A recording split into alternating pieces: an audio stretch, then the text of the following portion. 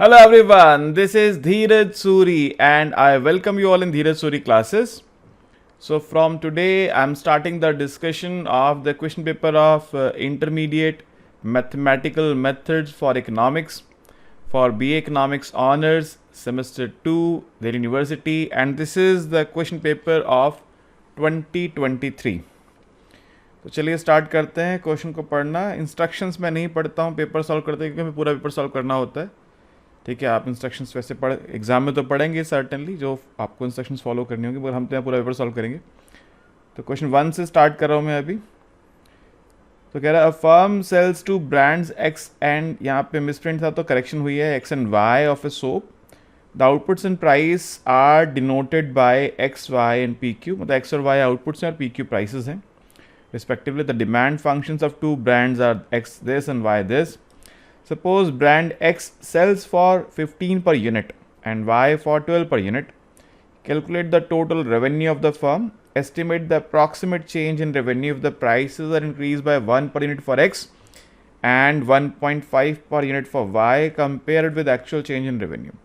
एक बहुत ही बेसिक, बहुत आसान क्वेश्चन। देखिए, पहली बात तो ये है कि आपको यहाँ पे डिमांड फंक्शंस नोट करने हैं। एक्स है 100 minus 2p plus 5q। First question A part, X is equal to 100 minus 2p plus 5q, 2p plus 5q, और आपको दे रखा है कि एट इनिशियली p जो है 15 है और q 12 है। x क्या होगा? 100 माइनस 2 इंटू 15 हो जाएगा 30 प्लस 60, तो 130। और y क्या गिवन है आपको? कुछ 80 करके था, 80 plus 4p minus 3q,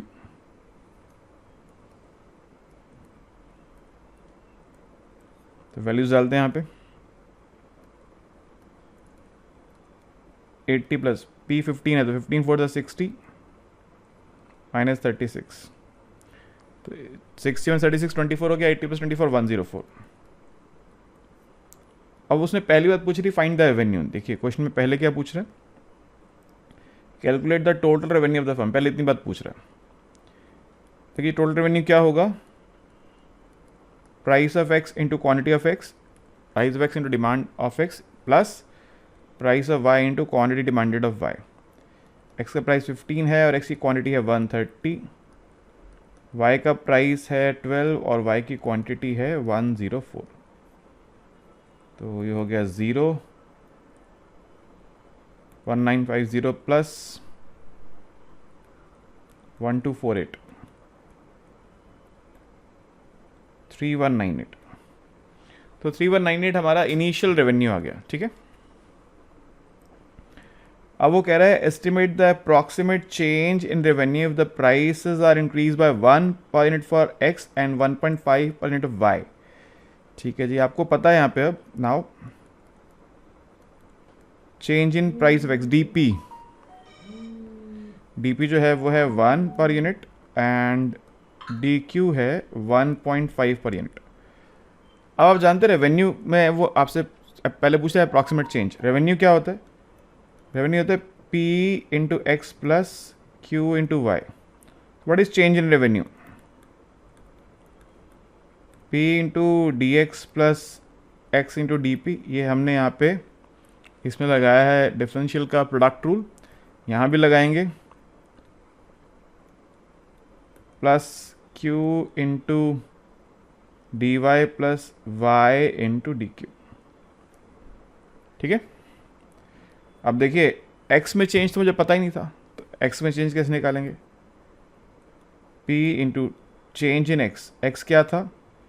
x है 100 minus 2p plus 5q, 100 minus 2p plus 5q plus x into D P, सब पता है मुझे, plus q into D Y. Change in y तो मुझे पता नहीं है, y है 80 plus 4p minus 3q,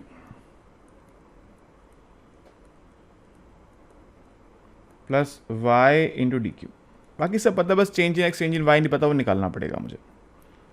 so this is P into 100 का डिफरेंशियल क्या होगा, 0, कांस्टेंट का डिफरेंशियल 0 होता है, कांस्टेंट को चेंज हो नहीं सकता, माइनस 2 डी पी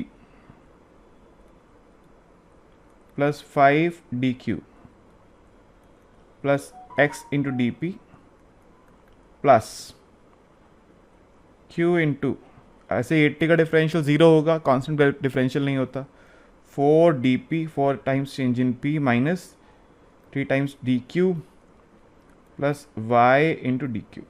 अब वैल्यूज इंसर्ट करने का टाइम आ गया जी।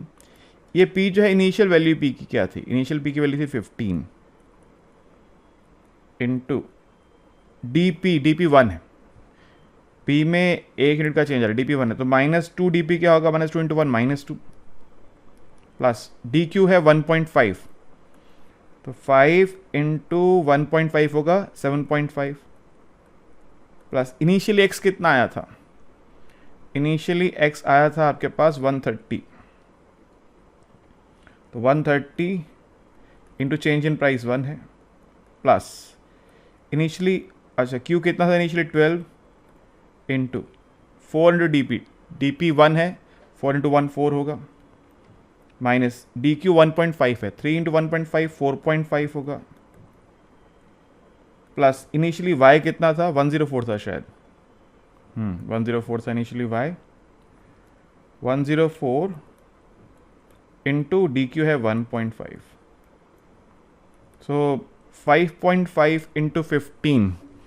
हम यहाँ पे यूज़ कर लेते हैं कैलकुलेटर, कोई कैलकुलेशन एरर हो गई तो गड़बड़ हो जाएगी, फिर बच्चे बाद में लिखते हैं सर वो आपने कैलकुलेशन एरर कर दी क्वेश्चन के अंदर। अच्छा 15 into 5.5 82.5 plus 130,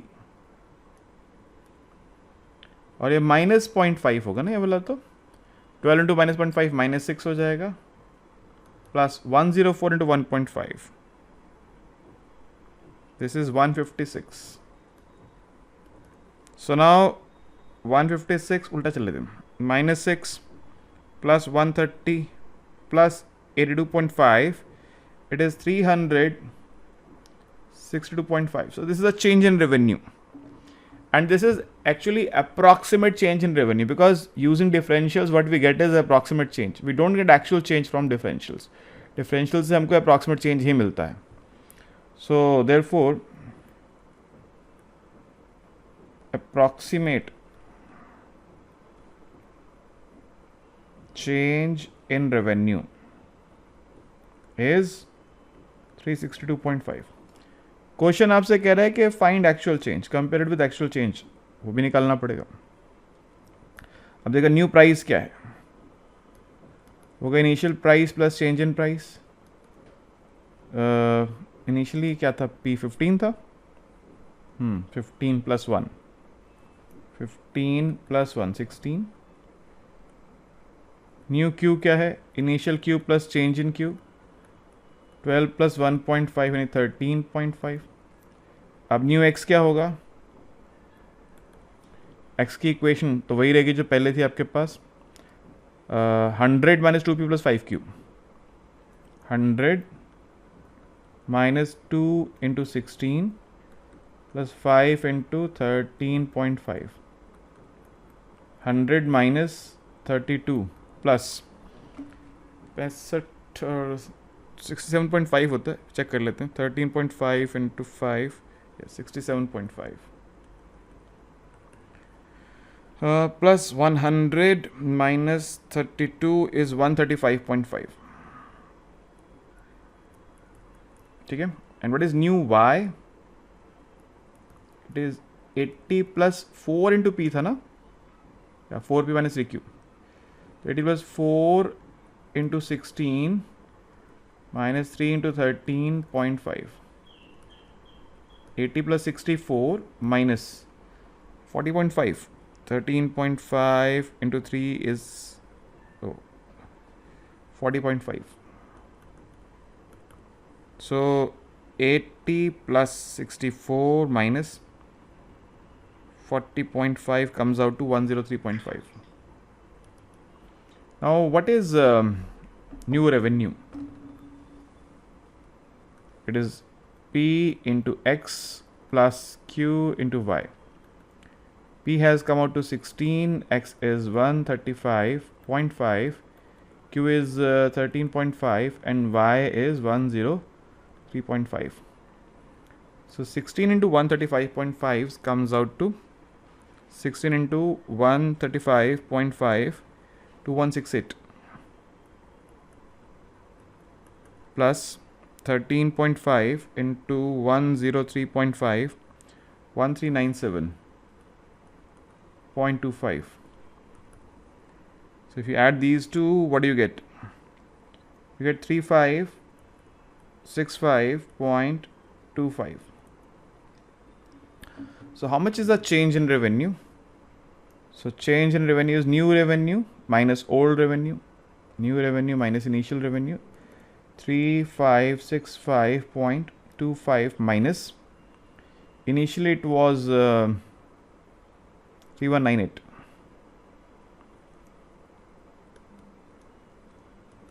So when you subtract 3198 from this figure, you get 367.25. So now we have computed that the actual change in the revenue would be 367.25 and the approximate change is 362.5. Actually आप इस बात को जानते हैं, differential जो होता है basically वो टेंजेंसी रिप्रेजेंट करता है ना. अगर मेरे पास एक कर्व है और मैं अगर डिफरेंशियल यहाँ पे यूज़ कर रहा हूँ, if I am using the differential, basically I am finding the tangent at this point. और मैं इस पॉइंट के जितना नज़दीक रहूँगा, suppose this is the point, जितना इसके नज़दीक रहूँगा उतना एक्यूरेसी आएगी. लेकिन अगर मैं इससे दूर चला जाता हूँ तो एक्चुअल वैल्यू और एक्सपेक्टेड वैल्यू में डिफरेंस आ जाएगा. This is the error. तो यहाँ पे ये एरर रिप्रेजेंट होता है. ठीक है, उसने पूछा नहीं है, खैर पूछेगा तो अलग बात है. उसने पूछा नहीं, बस ये पूछा अप्रॉक्सीमेट चेंज इतना है और एक्चुअल चेंज इतना है. ठीक है, क्लियर. मैंने पहले कहा था बहुत ईजी क्वेश्चन है. अभी इसका बी पार्ट भी है. बी पार्ट में कह रहा है find the domain and plot it for the following function. ये एक बहुत पॉपुलर क्वेश्चन है डोमेन निकालने का और उसको प्लॉट करने का. और हमने जब मतलब सेमेस्टर में जब डिफरेंशियल पार्शियल डेरिवेटिव्स पढ़ाना स्टार्ट किया तो फर्स्ट लेक्चर के अंदर इस बात को डील किया है, डोमेन को और उसके ग्राफ को. और मेरे को लगता है शायद 15-16 क्वेश्चन हमने सॉल्व करके दिखाए वहाँ पे आपको. तो मेरी समझ से तो ये बहुत ईजी क्वेश्चन है, आपको आना चाहिए. बाकी मैं करके दिखाता हूँ. फंक्शन है z is root X plus Y minus root X minus 3. B part, z is root x plus y minus root x minus 3. अब ये फंक्शन कब डिफाइंड होगा? The function z is equal to F X Y is defined, वो लिखना पड़ेगा आपको. The function z is equal F X Y is defined if x plus Y is greater than equal to 0 and x minus 3 is greater than equal to 0. तो function तभी defined होगा जब root के अंदर दोनों वैल्यूज जो हैं वो दोनों पॉजिटिव होनी चाहिए. ये भी पॉजिटिव और ये भी पॉजिटिव. जीरो हो सकती है, नेगेटिव नहीं, मतलब आप कह सकते हैं नॉन नेगेटिव होनी चाहिए. So I can say that we should have y is greater than equal to minus x and x is more than equal to 3. So this represents the domain of the function. ये इस function के domain को represent करता है. अब उसने उसके graph को बनाने को बोला है, तो ग्राफ इसका बना लेते हैं. देखिए ग्राफ बनाते हैं. मेरा स्केच बना रहा हूँ, आप स्केल से बना लीजिएगा, पेंसिल से स्केल से बना लीजिएगा. ये ओरिजिन है, this is X axis, this is Y axis. What is y is equal to minus X? Equation पहले हम प्लॉट करते हैं. y is equal to minus X जो है, it is a line passing through origin, downward sloping line होती है which passes through origin. Origin से pass करती है, 45 डिग्री पे लाइन जाती है ये, इट पासेस थ्रू ऑरिजिन. ठीक है, this line is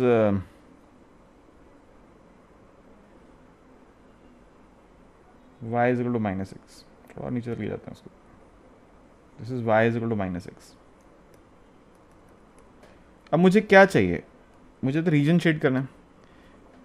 y is greater then minus x, तो इसके अपर साइड पे y ग्रेटर अपर साइड पे जाता है तो अपर साइड पे आप प्लॉट करेंगे.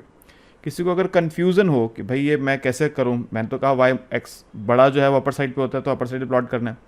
लेकिन अगर आपको कन्फ्यूज़न है तो मैं बड़ा आसान रास्ता बताता हूँ आपको। देखिए,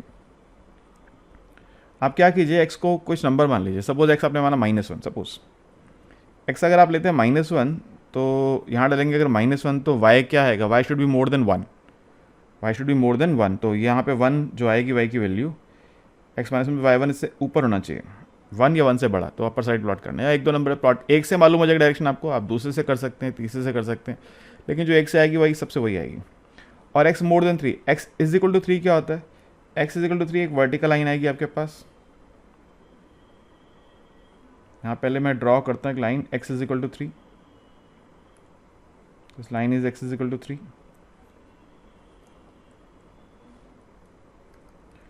और मुझे x मोर देन 3 चाहिए तो मुझे इससे राइट साइड चाहिए, मतलब इस ग्राफ से ऊपर, इस लाइन से ऊपर, इस लाइन से राइट में। So this is the region which I want to shade,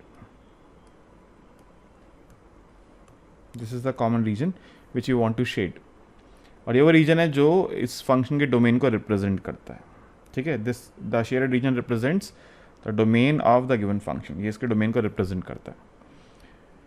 ठीक है, तो हमने डोमेन बता भी दिया, उसको ग्राफ पे प्लॉट भी कर दिया। कुछ और पूछा क्वेश्चन ने? नहीं जी, 4+4, ऊपर क्वेश्चन 4 नंबर का, नीचे का भी 4 नंबर का, क्या बोलते हैं वो, बहुत नाइंसाफ़ी।